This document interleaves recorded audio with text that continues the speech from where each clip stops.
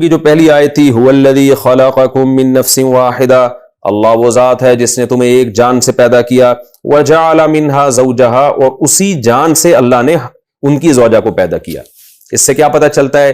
انسانیت کی ابتدا ایک انسانی جان سے ہوئی ہے۔ ڈاروین کے نظریے کی 100% نفی کر رہی ہے یہ آیت۔ اللہ نے انسان کو انسان ہی کی شکل میں پیدا کیا ہے، اور ویسے بھی ارتقاء اور ایوولوشن کا جو نظریہ ہے وہ اس لیے بھی غلط ہے کہ اگر ترقی ہوتی تو ایک جنس وجود میں آتی، نر مادہ الگ الگ وجود میں نہ آتے، پھر ان کے ملاپ سے اولاد پیدا نہ ہوتی۔ یہ پورا پلان ہے، یہ بنایا گیا ہے، یہ مینجمنٹ ہے ایک بہترین۔ تبھی قرآن کہتا ہے اسی ذات سے میں نے ان کی زوجہ کو بنایا، لیسکن الیہا، ان کو مرد بنایا، ان کو عورت، تاکہ یہ مرد اس عورت کے ملاپ سے سکون اور اطمینان محسوس کرے۔ ان کی باڈی کی یہ ریکوائرمنٹ ہے اس سے ملاقات کرنا، تو یہ ریکوائرمنٹ باڈی کی بن جانا اور پھر اس سے ملاقات میں سکون محسوس کرنا، یہ ارتقاء کے نتیجے میں ناممکن ہے۔ اس لیے اللہ نے کہا هو الذی، وہ اللہ وہ ذات ہے جس نے یہ کیا، یہ آٹومیٹیکلی خود بخود نہیں ہوا یہ سب کچھ۔ دوسرا اس سے ہمیں یہ پتا چلا کہ اللہ نے آدم اور حوا کو الگ الگ نہیں بنایا کہ ایک آدم الگ بنائے ہوں، اما حوا کو الگ، بلکہ تمام انسانوں کی اصل ایک آدم پہ جمع ہو جاتی ہے۔ اما حوا کو اللہ نے حضرت آدم ہی کی باڈی سے پیدا کیا ہے، تو اسی وجہ سے حدیث میں آتا ہے ہن شقائق الرجال، عورتیں مردوں کے جسم ہی کا ایک ٹکڑا ہے، تبھی ان میں بہت زیادہ چیزوں میں مماثلت ہے۔ جنس ایک ہے، اس لحاظ سے دونوں کی جنس ایک ہے کہ ڈی این اے آپ کہہ سکتے ہیں کہ ایک ہے، یعنی اسی باڈی سے بنایا اللہ نے، اسی سیل سے بنایا اللہ تعالیٰ نے عورت کو۔ اس لیے اس میں بہت ساری صفات مردوں والی ہیں، ان کو بھی بھوک لگتی ہے، ان کو بھی خواہشات ہیں، مردوں کو بھی خواہشات ہیں، تو بہت ساری چیزیں دونوں کی سیم ہیں۔ اسی وجہ سے قرآن نے حقوق بھی دونوں کے سیم بیان کیے۔ حقوق سیم بیان کرنے کا مطلب یہ کہ دونوں کے حقوق کی تاکید ایک جیسی ہے، کہ اگر مرد عورت پہ ظلم کرے گا تو اس کو بھی اتنا ہی گناہ ملے گا جتنا عورت کے مرد پہ ظلم کرنے سے۔ جو انسانی حقوق ہیں جن کا ہیومن رائٹ سے تعلق ہے، وہ قرآن نے مرد اور عورت دونوں کے لیے سیم رکھے ہیں۔ تو دوسری اللہ نے حکمت بیان کی لیسکن الیہا، کہ زوجہ کو اللہ نے پیدا کیوں کیا؟ تاکہ اس کی طرف مرد کو سکون ملے۔ تو یہ خوب سمجھ لیں، اللہ تعالیٰ نے جو مرد اور عورت کا ملاپ رکھا ہے اس کی اصل وجہ نسل بڑھانا ہے، اور اس کی ایک حکمت ہے سکون۔ میں بار بار یہ ایک اصول فقہ کی بات لوگوں کو بیان کرتا ہوں کہ بہت سارے یعنی احکام اور بہت سارے باتیں ایسی ہوتی ہیں جن کی کچھ علت ہوتی ہے اور کچھ حکمتیں ہوتی ہیں۔ تو خوب سمجھ لیں، شادی کا بنیادی مقصد سکون نہیں ہے، شادی کا بنیادی مقصد نسل بڑھانا ہے۔ جو نر مادہ کا نظام، میل فیمیل کا نظام جو اللہ نے پیدا کیا ہے، وہ نسل کے بڑھانے کے لیے پیدا کیا ہے۔ اس کا بنیادی مقصد سکون نہیں ہے۔ سکون اس کے ضمن میں اللہ تعالیٰ عطا کر دیتے ہیں، یہ اللہ کی رحمت ہے۔ یہ مضمون احادیث سے بھی ثابت ہے اور قرآن میں دوسرے مقام پر بھی ثابت ہے۔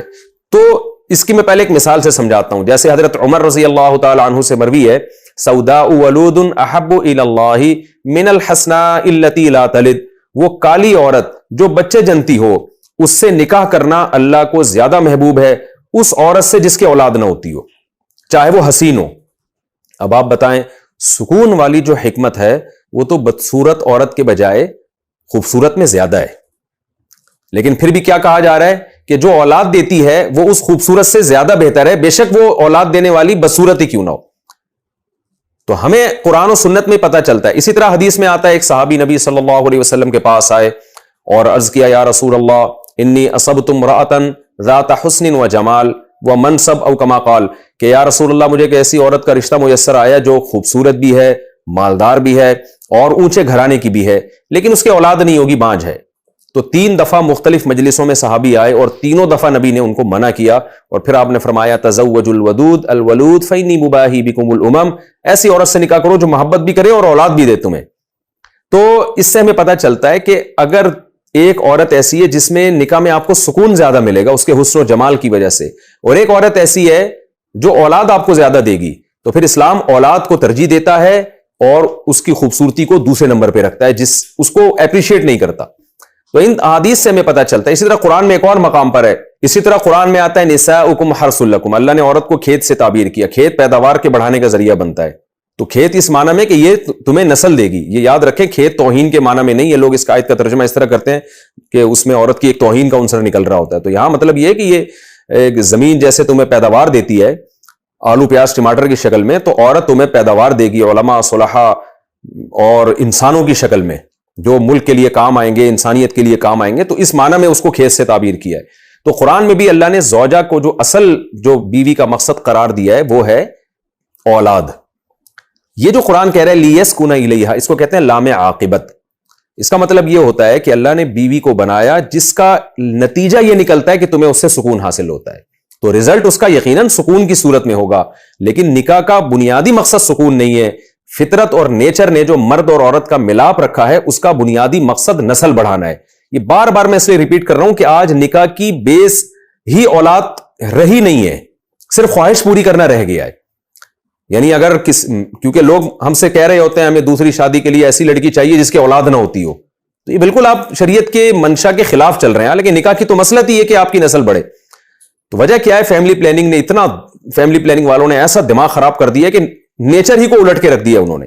تو اس لیے خوب سمجھ لیں کہ اگر کوئی حسین عورت ہے لیکن آپ کو پتہ ہے اس سے اولاد نہیں ہوگی، اس کے مقابلے میں کوئی بدصورت ہے جس سے آپ کو پتہ ہے کہ اولاد ہوگی، تو اسلام آپ کو ترغیب دیتا ہے کہ آپ اس بدصورت سے کر لیں، کیونکہ اولاد کی حکمت باقی تمام حکمتوں میں سب سے پہلے۔ ہاں یہ ضرور ہے کہ اگر آپ نے شادی کر لی اور آپ کی زوجہ کے اولاد نہیں ہو رہی کسی وجہ سے، تو اس کو طعنے دینا یا طلاق دینا بہرحال پسندیدہ کام نہیں ہے، وہ پھر تقدیر کا حصہ سمجھ کے اس پہ صبر کیا جائے۔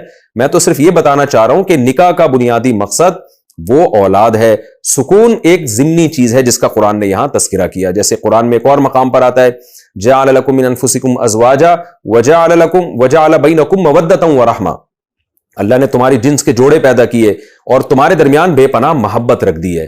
تو یہ اللہ کی طرف سے نکاح کرنے والوں کو پر کچھ احسانات کیے جا رہے ہیں کہ صرف اولاد نہیں ملتی بلکہ محبت بھی ملتی ہے، تمہاری جائز خواہش بھی پوری ہوتی ہے، تم زنا سے بھی بچتے ہو، تمہارا خاندان آباد ہوتا ہے۔ یہ ساری مصلحتیں حاصل ہوتی ہیں جن میں سے ایک مصلحت کا اللہ نے یہاں پر تذکرہ کیا، لیسکن الیہا۔ یہ اس لیے بھی میں نے پوری ڈیٹیل بیان کی ہے کہ اگر آپ کو اپنی زوجہ سے محبت نہیں اور سکون نہیں مل رہا، تو اگر اولاد دے رہی ہے اور اس اولاد کی تربیت کر رہی ہے تو آپ اس کو برداشت کریں، کیونکہ اس آیت کو لوگ بعض دفعہ پیش کر کے طلاقیں بھی دلوا دیتے ہیں میاں بیوی میں۔ جہاں میاں بیوی میں پھڈے ہو رہے ہوتے ہیں ان کو کہتے ہیں یار نکاح کا تو بنیادی مقصد ہی سکون ہے، تمہیں سکون نہیں مل رہا۔ ہمارے ایک استاد سے انہوں نے اپنے واقعہ بتایا کہ میرا اپنی زوجہ سے بہت زیادہ لڑائیاں ہوتی تھیں اور ان کو محبت نہیں تھی، تو کہتے میں نے ارادہ کیا میں اس کو طلاق دوں۔ تو میں نے اپنے کسی بڑے استاد سے پوچھا تو انہوں نے کہا کہ بھائی دیکھو ہو سکتا ہے اللہ تمہیں اس سے ایسی اولاد دے جو تمہارے بڑے کام آئے، اور کیونکہ قرآن کہتا ہے عسیٰ ان تکرہوا شیئا ویجعل اللہ فیہ خیرا کثیرا۔ یہ آیت تو بیوی ہی کے بارے میں نازل ہوئی ہے کہ اگر تم اپنی بیوی کو ناپسند کرتے ہو فَإِن كَرِهْتُمُوهُنَّ، اگر تم ناپسند کرتے ہو تو عین ممکن ہے تم کسی چیز کو ناپسند کرو اور اللہ اس میں پھر بھی خیر رکھ دے۔ تو وہ کہتے ہیں میں نے جب یہ آیت پڑھی اپنے استاد سے، میں نے یہ آیت سنی اور میں نے سوچا تو میں نے اس عورت کو برداشت کیا بد اخلاق ہونے کے باوجود۔ نتیجہ یہ نکلا کہ اللہ نے بہت نیک اور صالح ان کو اولاد کی نعمت سے نوازا۔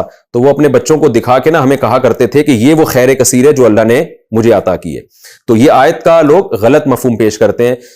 دوبارہ میں خلاصے کے طور پہ بیان کر دیتا ہوں کہ لوگ کیا پیش کرتے ہیں، بھئی قرآن کہتا ہے اللہ نے تمہارے لیے جوڑا پیدا کیا، بیوی پیدا کی تاکہ سکون ملے، تو مجھے اس سے سکون ہی نہیں مل رہا اس کمبخت سے، اس کو چھوڑ کے میں کسی اور سے شادی کروں گا۔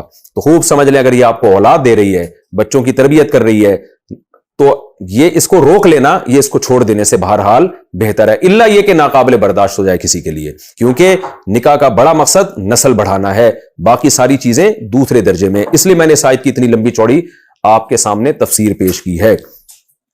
اگلا ہمیں کیا سبق ملتا ہے کہ ہمیں بعض دفعہ کوئی نعمت جب تک نہیں ملی ہوتی تو ہم اللہ کو یاد کرتے ہیں، جہاں نعمت مل جاتی ہے تو دوسروں کے کھاتے میں ڈال دیتے ہیں۔ جیسے مشرک تو یہی کر رہا ہوتا ہے کہ پہلے اللہ سے کو پکارتا ہے اور جب نعمت مل جاتی ہے تو فلاں نے کیا ہے فلاں نے کیا ہے، یہ بھی ناشکری ہے، اس کی نسبت اللہ ہی کی طرف کرنی چاہیے۔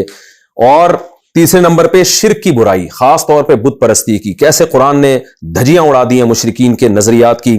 وَلَا يَسْتَطِيعُونَ لَهُمْ نَصْرًا، یہ اپنی مدد نہیں کر سکتے، تمہاری مدد نہیں کر سکتے، اور یہ تمہاری بات کو سن نہیں سکتے ہیں، ان کے پاؤں نہیں ہیں جن سے چل سکیں، آنکھیں نہیں ہیں جن سے دیکھ سکیں، ہاتھ نہیں ہیں جن سے پکڑ سکیں۔ تو کتنا اللہ کا بڑا فضل ہے، اللہ نے ہمیں بت پرستی سے بچایا ہے۔ اور قرآن یہ بھی کہتا ہے کہ خذ العفو وامر بالعرف واعرض عن الجاہلین، نبی کو حکم کیا دیا جا رہا ہے کہ جاہلوں سے اعراض کریں۔ قیامت تک کے لیے یہ مبلغین کو حکم ہے کہ آپ دلائل کے انبار لگا دیں، لیکن معاشرے میں ایسے جاہل موجود رہیں گے جو ہر دلیل کا الٹا جواب دیں گے اور آپ کو بہت غصہ آئے گا۔ ان آیتوں کی صداقت دیکھنی ہو نا تو آج آپ حق کی تبلیغ شروع کر دیں، دیکھیں جو مخالف لوگ ہیں نا وہ کیسے آپ کے دلائل کے غلط جوابات دیتے ہیں اور انسان کو ان کے غلط جوابوں پہ غصہ آ رہا ہوتا ہے. لیکن قرآن کیا کہہ رہا ہے کہ جہاں مصلحت ہو وہاں غصہ جاری کرنا ہے, جہاں مصلحت نہیں ہے تو خذ العفو اور وَأْمُرْ بِالْعُرْفِ, آپ نے اپنی تبلیغ کرنی اور جاہلوں کو منہ نہیں لگانا, ورنہ آپ کی صلاحیتیں ان جاہلوں میں ضائع ہو جائیں گی. اور پھر ایسے موقع پہ قرآن کیا کہتا ہے, اللہ کی پناہ مانگیں آپ شیطان مردود سے. تو ہمیں ایسے موقع پہ اعوذ باللہ بھی پڑھنا چاہیے, اللہ سے دعا بھی مانگنی چاہیے, اللہ میں جو حق بیان کر رہا ہوں تو لوگوں کی مخالفت پہ مجھے صبر کی توفیق دے. بعض دفعہ لوگ ایسی مخالفت کرتے ہیں, آپ کو غصہ دلاتے ہیں اور غصے میں آپ کے منہ سے نازیبا کلمات نکل جاتے ہیں, پھر لوگ اس کو پکڑ کے بیٹھ جاتے ہیں. تو اس لیے اللہ نے کہا کہ اگر شیطان تم سے کبھی کوئی ایسا کام کروا دے تو پرہیزگار لوگ توبہ کر لیتے ہیں, اور جو پرہیزگار نہیں ہے وہ گناہوں میں چلتے چلے جاتے ہیں. نبی کو یہ کہا جاتا تھا معجزے لے کر آئیں, تو قرآن نے کیا کہا, آپ بتا دیں بھائی میں جو مجھے حکم دیا جا رہا ہے میں اس کو فالو کر رہا ہوں. تو اس سے بھی پتہ چلتا ہے کہ جو مبلغ ہوتا ہے اس نے اللہ کی مرضی دیکھنی ہے کہ اللہ کس میں خوش ہے. تو ہم اگر حق بات بیان کر رہے ہیں, حق کے راستے کو فالو کر رہے ہیں, تو ہمیں بھی یہی سوچنا چاہیے بھائی ہم اللہ نے جو ہمارے ذمہ کام لگایا ہے ہم نے وہ ڈیوٹی پوری کرنی ہے. لوگوں کو نہیں دیکھنا لوگ کیا کہہ رہے ہیں, پبلک ہماری بات مان رہی ہے کہ نہیں مان رہی. قرآن کی فضیلت کا بھی اس میں ہمیں پتہ چلا, وَإِذَا قُرِئَ الْقُرْآنُ فَاسْتَمِعُوا لَهُ. تو اس سے پتہ چلتا ہے جب بھی نماز میں تلاوت کی جا رہی ہو, یا کوئی قرات کی محفل ہو جہاں قاری صاحب تلاوت کر رہے ہوں, یا کوئی نصیحت میں قرآن کی آیت آپ کو پڑھ کے سنا رہا ہو, تو خوب غور سے سننا چاہیے. اس میں لہو و لعب کرنا, مذاق اڑانا یا باتوں میں مشغول ہو جانا یہ بہت نازیبہ حرکت ہے. اس سے آپ کے دل میں قرآن کی ویلیو نکل جائے گی. اور وَاذْكُرْ رَبَّكَ فِي نَفْسِكَ تَضَرُّعًا وَخِيفًا, اس میں ذکر اللہ کی فضیلت معلوم ہوتی ہے.